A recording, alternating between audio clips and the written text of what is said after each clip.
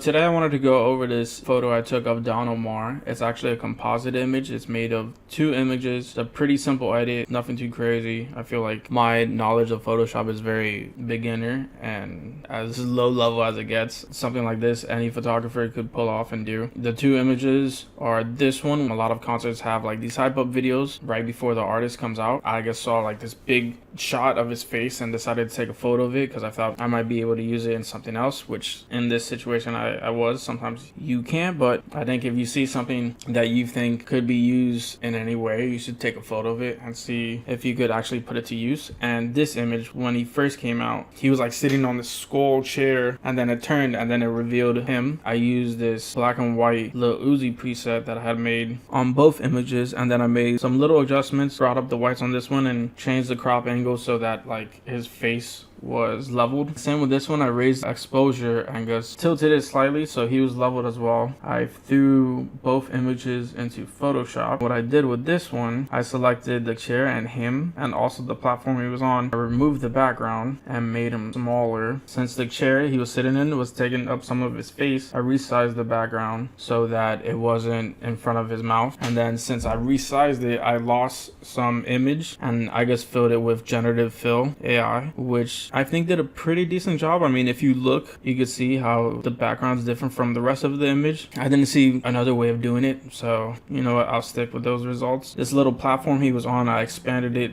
across the image so it would look like he was just on a platform. I thought it was weird if I didn't. I think I added more grain to the image in the background so it could kind of mask some of the generative AI fill. And I also just moved his head a little bit just so he would be centered with the chair. And that's the final image. I mean, it's super simple, quick, easy composite image. I know some photographers are a lot better at doing composite images than I am. I was trying to do some more of it last year and I felt like this was probably one of my better ones. Honestly, when it comes to the whole photo set I took of Don Omar, this might have been one of my favorite photos from it.